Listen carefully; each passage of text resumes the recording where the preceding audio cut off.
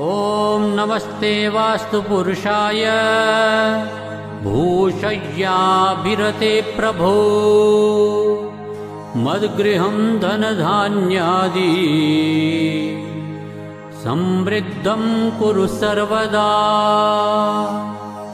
ಸಮೃದ್ಧಂ ಕುರು ಸರ್ವದಾ.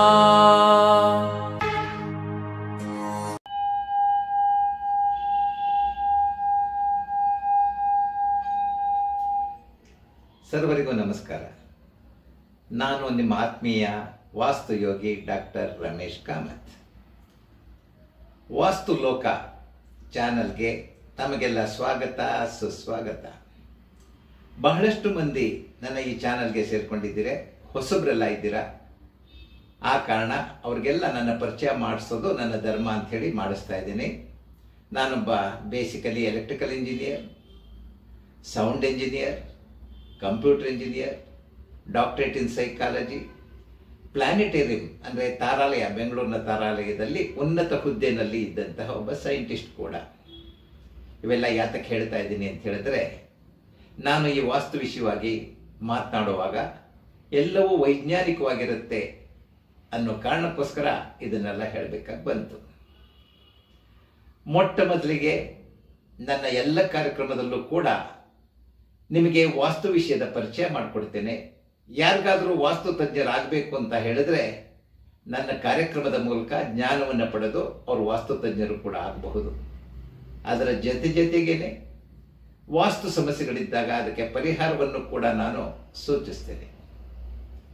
ಮೊಟ್ಟ ಮೊದಲಿಗೆ ಹೇಳಬೇಕಂದ್ರೆ, ಯಾರೂ ವಾಸ್ತು ತಜ್ಞರಾಗಬೇಕಾದರೆ ಅವರಿಗೆ ಗುರುವಿನ ಒಂದು ಕೃಪೆ ಇರಬೇಕು, ಗುರುವಿನ ಆಶೀರ್ವಾದ ಇರಬೇಕು. ನನಗೆ ಬಹಳ ಚಿಕ್ಕಂದಿನಲ್ಲಿ ಸಿದ್ಧಿ ಪುರುಷರಾದ ಭಗವಾನ್ ನಿತ್ಯಾನಂದ ಅವರ ಆಶೀರ್ವಾದ ದೊರೆಯಿತು. ಆದ ಕಾರಣ ಅವರ ಆದೇಶದ ಮೇರೆಗೆ ನಾನು ಈ ವಾಸ್ತು ಜ್ಞಾನವನ್ನು ಸಕಲರಿಗೂ ಹಂಚೋ ಒಂದು ಕಾರ್ಯಕ್ರಮವನ್ನು ಮಾಡ್ತಾ ಇದ್ದೇನೆ. ನನಗೀಗ ಕೇವಲ 74 ವರ್ಷ ವಯಸ್ಸು, 40 ವರ್ಷದ ಅನುಭವ. ಆದ ಕಾರಣ ನನ್ನ ಇಷ್ಟೆಲ್ಲ ಅನುಭವಗಳು ಕೂಡ ನಿಮಗೆ ಸುಲಭವಾಗಿ ಸಿಗೋದರಲ್ಲಿ ಸಂದೇಹವಿಲ್ಲ. ನಾನು 2 ಸಂಗತಿಗಳನ್ನ ನನ್ನ ಕಾರ್ಯಕ್ರಮದಲ್ಲಿ ಅಳವಡಿಸ್ಕೊಳ್ತೇನೆ.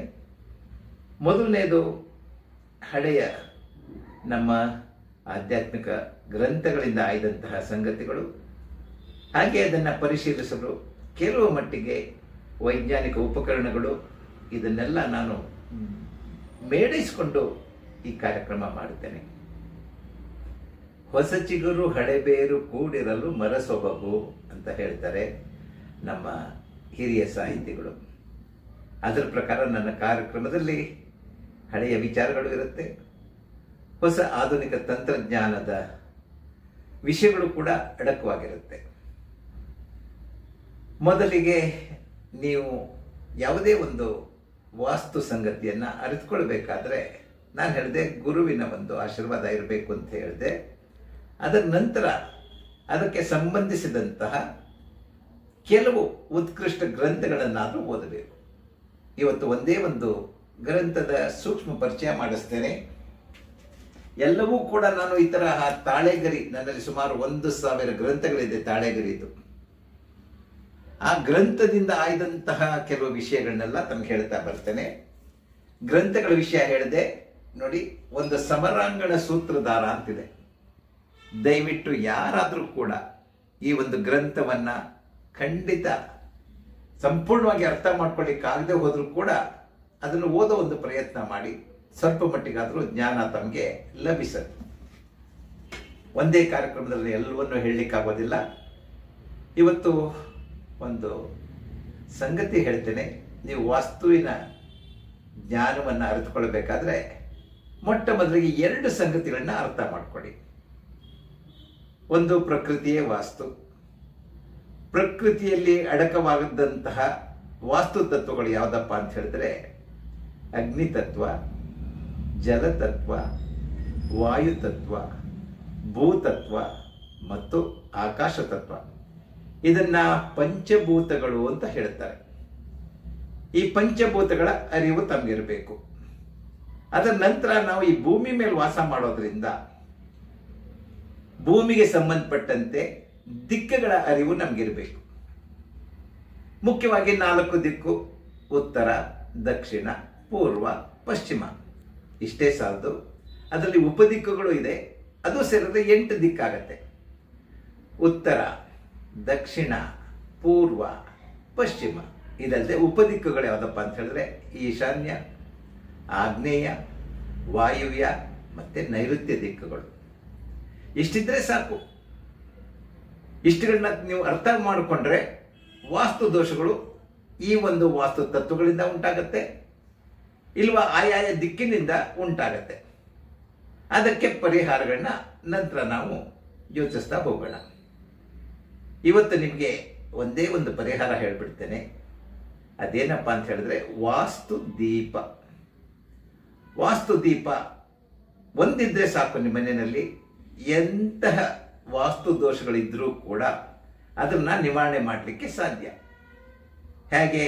ಆರೋಗ್ಯದ ವಿಷಯದಲ್ಲಿ, ಮೆಡಿಕಲ್ ಸೈನ್ಸ್ನಲ್ಲಿ ಫಸ್ಟ್ ಏಡ್ ಅಂತ ಹೇಳ್ತಾರಲ್ಲ, ಆ ಥರದ ಒಂದು ಫಸ್ಟ್ ಏಡ್ ಗ್ಯಾಡ್ಜೆಟ್ ನಿಮ್ಮ ಹತ್ರ ಇರಬೇಕು.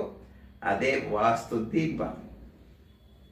ಈ ದೀಪವನ್ನ 3 ಮಂಡಲ್ ಮಾಡಿರ್ತಾರೆ. ಒಂದು ಕೃಷ್ಣ ಜೇಡ, ಮತ್ತೊಂದು ಶುಕ್ಲ ಜೇಡ, ಮತ್ತೊಂದು ನಾಗಜೇಡ ಅಂತ. ನಾಗಜೇಡ ಅಂತ ಹೇಳಿದ್ರೆ ಹುತ್ತದ ಹಾವು ವಾಸಿಸುವಂತಹ ಹುತ್ತದ ಮಣ್ಣಿನಿಂದ ಕೂಡ ಮಾಡಲ್ಪಟ್ಟಂತಹ ದೀಪ. ಈ ದೀಪ ನೀವು ಮನೆಯಲ್ಲಿ ಉರಿಸಿದ್ರೆ ಈ ತರಹ ದಿಕ್ಕುಗಳ ದೋಷ ಆಗಲಿ ಅಥವಾ ವಾಸ್ತು ತತ್ವದ ದೋಷಗಳಾಗಲಿ ಅವೆಲ್ಲ ಇದ್ರೆ ಅದನ್ನ ಗುಣ ಮಾಡಿಕೊಳ್ಳಿಕ್ಕೆ ಸಾಧ್ಯ. ಇದೊಂದರಿಂದಲೇ ನೀವು ಪರಿಹಾರಗಳನ್ನ ಕಂಡುಕೊಳ್ಬಹುದು. ಇದು ಒಂದು ವಿಶಿಷ್ಟವಾದ ದೀಪ. ಈ ದೀಪದ ಬಗ್ಗೆ ಕೊಂಚ ವಿವರಣೆ ಕೊಟ್ಟುಬಿಡ್ತೀನಿ ನಿಮಗೆ. ಈ ವಾಸ್ತು ದೀಪ ನೋಡಿ, ನಾನು ಮಣ್ಣಿನಲ್ಲಿ ಮಾಡಿದ್ದು ಅಂತ ಹೇಳಿದೆ. ವಿಶಿಷ್ಟವಾದ ಮಣ್ಣಿನಲ್ಲಿ ಇದೇ ಮಣ್ಣುಗಳು ಕೈಯಲ್ಲಿ ಮಾಡ್ತಾರೆ, ಮೆಷಿನಲ್ಲಿ ಮಾಡುವಂಥದ್ದಲ್ಲ. ಈ ಒಂದು ವಾಸ್ತು ದೀಪ ಮಣ್ಣಿದೆಯಲ್ಲ, ಅದೇ ಭೂತತ್ವ. ನಂತರ ಇದ್ರ ಒಳಗಡೆ ಗಾಳಿ ಇರುತ್ತೆ, ಅದೇ ವಾಯುತತ್ವ. ಇಲ್ಲಿ ನಾವು ಬತ್ತಿ ಹಾಕಿ ಉರಿಸ್ತೀವಿ, ಅದು ಅಗ್ನಿತತ್ವ. ಇದರ ಮೇಲ್ಗಡೆ ನಾವು ನೀರು ಹಾಕ್ತೀವಿ, ಅದೇ ಜಲತತ್ವ. ಅದಾದ್ಮೇಲೆ ಅದರ ಮೇಲೆ ತುಳಸಿ ಎಲೆನೋ ಹೂವಿನ ಪಕಳೆಗಳನ್ನೋ ಹಾಕ್ತೀವಿ ಆ ನೀರಿನ ಮೇಲೆ, ಅದೇ ಆಕಾಶ ತತ್ವ. ಅದ್ರಲ್ಲಿ ಕ್ಲೋರೋಫಿಲ್ ಅಂತ ಇರುತ್ತೆ. ಆಕಾಶದ ಕಿರಣಗಳು ಬಿದ್ದಂತಹ ಸಸ್ಯ ಪದಾರ್ಥ, ಅದರಲ್ಲಿ ಆಕಾಶ ತತ್ವ. ಹಾಗೆ ಪಂಚಭೂತ ದೀಪ ಅಂತಲೂ ಕೂಡ ಕರೀರಿ, ಅಥವಾ ವಾಸ್ತು ದೀಪ ಅಂತಲೂ ಕೂಡ ಕರೀರಿ. ಈ ಒಂದು ದೀಪ ಉರಿಸೋದ್ರಿಂದ ನಿಮ್ಮ ಮನೆಯಲ್ಲಿ ಸಾಕಷ್ಟು ಸಮಸ್ಯೆಗಳನ್ನೆಲ್ಲ ನೀವು ನಿವಾರಣೆ ಮಾಡಿಕೊಳ್ಬಹುದು. ಈಗ ಇದನ್ನ ಉಪಯೋಗಿಸೋ ವಿಧಾನ ತಮಗೆ ಹೇಳ್ಬಿಡ್ತೇನೆ. ಈ ಒಂದು ವಾಸ್ತು ದೀಪದಲ್ಲಿ ನೋಡಿ, ಇಲ್ಲೊಂದು ಮೂತಿ ಇರುತ್ತೆ. ಇಲ್ಲಿ ತಾವು ಬತ್ತಿಯನ್ನ ಹಾಕೋಬೇಕು. ಕಡಿಮೆ ಅಂದ್ರೂ ಕೂಡ 6 ರಿಂದ 8 ಇಂಚು ಕಾಟನ್ ಬತ್ತಿ ಇದರೊಳಗಡೆ ಹಾಕೊಳ್ಳಿ.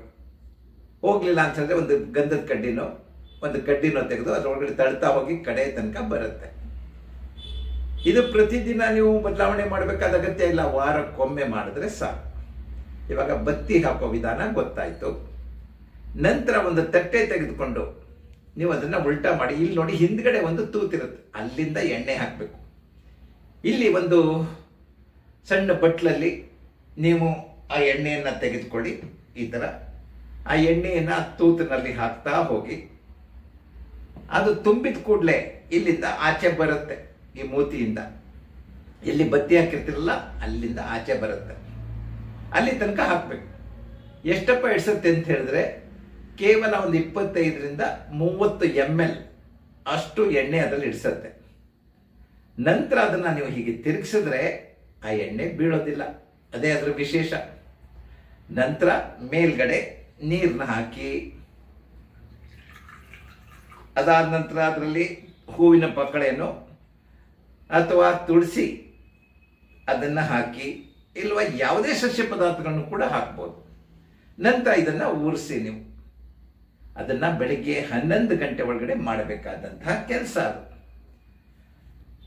ಅದರ ನಂತರ ಅದು ಕನಿಷ್ಠ ಅಂದ್ರೂ ಕೂಡ 6 ರಿಂದ 8 ಗಂಟೆ ಉರಿದ್ರೆ ಮಾತ್ರ ನಿಮ್ಮ ಮನೆಯಲ್ಲಿ ವಾಸ್ತು ದೋಷವನ್ನ ನಿವಾರಣೆ ಮಾಡ್ತಾ ಇದೆ ಅಂತ ಅಂದುಕೊಳ್ಳಿ. ಅಷ್ಟು ಮಾತ್ರ ಅಲ್ಲ, ಅದರ ಮುಂದೆ ಗಂಡಸರಾದರೆ ಚಿನ್ನ ಮುದ್ರೆಯಲ್ಲಿ ಲಂ ಅಂತ ಹೇಳಬೇಕು 9 ಸಾರಿ. ನಾನು ಹೇಳಿದೆ ಬೆಳಿಗ್ಗೆ 11 ಗಂಟೆ ಒಳಗಡೆನೆ ಉರಿಸ್ಬೇಕು, ಕನಿಷ್ಠ 6 ರಿಂದ 8 ಗಂಟೆ ಉರಿಬೇಕು.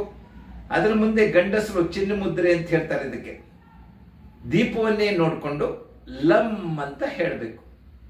ಇಲ್ಲೊಂದು ವಿಷಯ ಮತ್ತೊಂದ್ಸಲ ಹೇಳ್ಬಿಡ್ತೀನಿ. ದೀಪವನ್ನು ನೀವು ದೇವ್ರ ಕೊಂಡಿನಲ್ಲೇ ಇಡೀ ಪರವಾಗಿಲ್ಲ, ಆದರೆ ಆ ದೀಪದ ಕುಡಿ ನಿಮ್ಮ ಕಡೆಗಿರಬೇಕು, ಜ್ಯೋತಿ.